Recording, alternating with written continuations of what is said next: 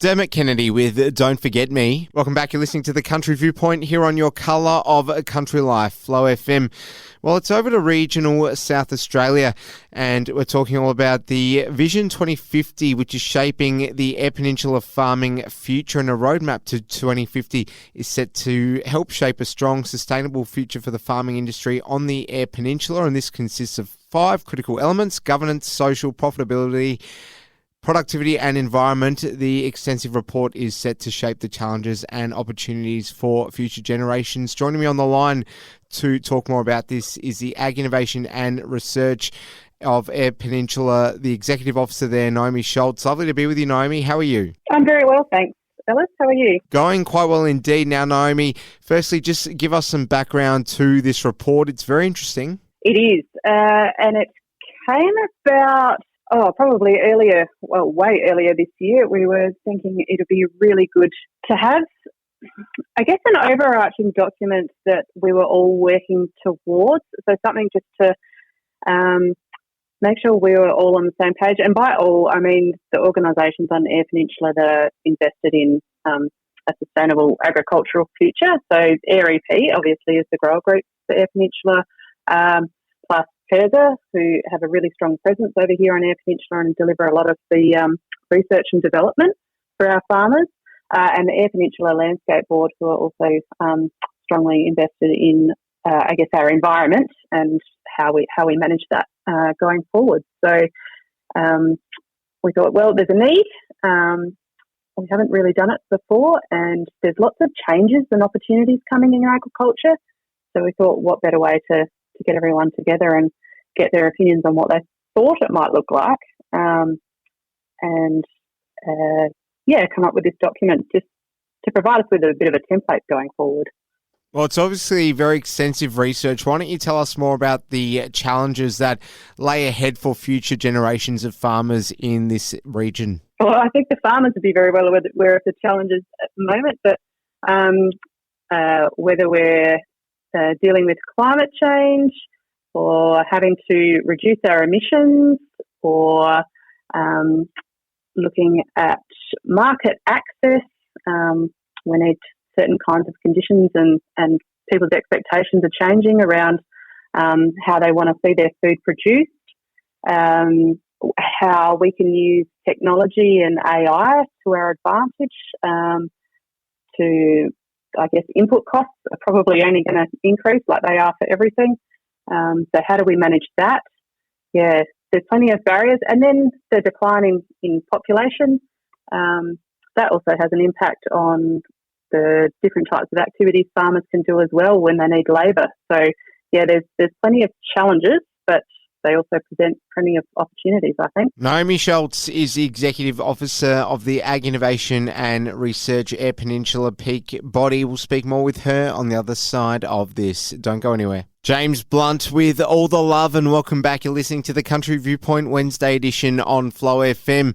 Joining me on the line is Naomi Scholz. She's the Executive Officer of the Ag Innovation and Research Eyre Peninsula Peak body, and we're talking all about the report that's come out in the last few days, which details the future of what farming looks like on the Eyre Peninsula in South Australia. When I look ahead to 2050, I just imagine robots roaming around doing everything. And we know that as far as AI goes, there's been a huge uptake in technology with regards to agriculture across the Australian ag sector. Why don't you tell us more about how 2050 is going to look as far as what, the research goes? I mean, we obviously don't have crystal balls, but just how much do you think, technologically will be advanced by that year, and how different will the industry look by that year, particularly in the Eyre Peninsula and South Australia? Well, I think if you look back at the advances in technology over the past couple of years, and then we're adding, 27 years onto that, I would really hate to guess.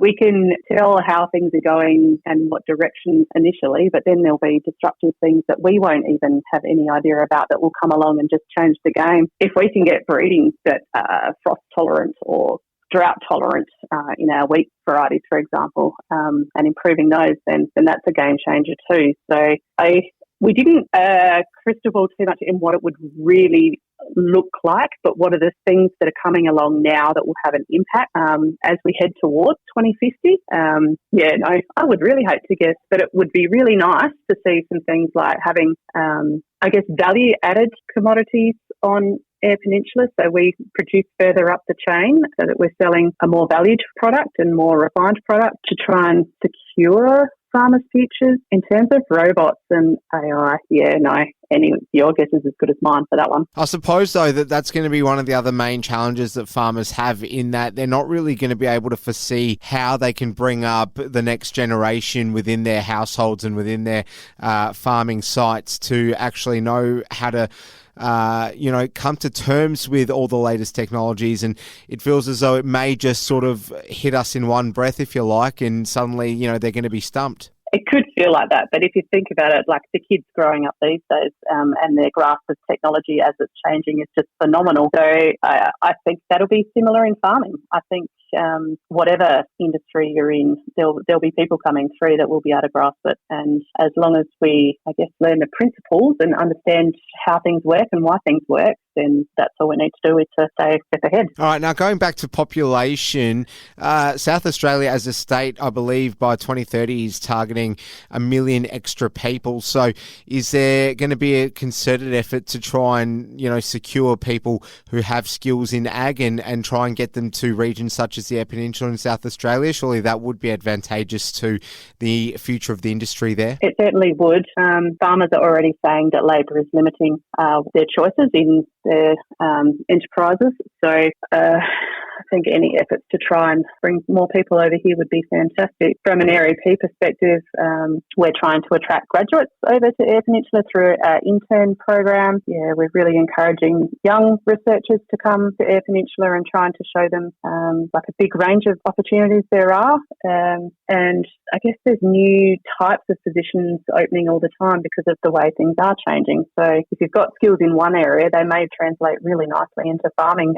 It's not just the manual labour that people might have in their heads. It's really different these days to be a farmer. All right, Naomi, tell us more about the social category of this report. That came to the labour side of things as well, and providing enough housing and childcare so that people can come and live and work on Eyre Peninsula generally, and hopefully in agriculture. Also the social aspect of if farms are getting bigger and there's less people between farms and smaller towns, that also has an impact on the support of people around farming. So just really conscious of that, and how can we equip people to have really strong networks so that they've got support, especially around mental health and issues like that. So conscious of it, and now is the time that we sit down and actually work out, what are our actions that are going to help us move towards the goals that we've set out. Well, we certainly look forward to consuming all the commentary that comes out of this in future months.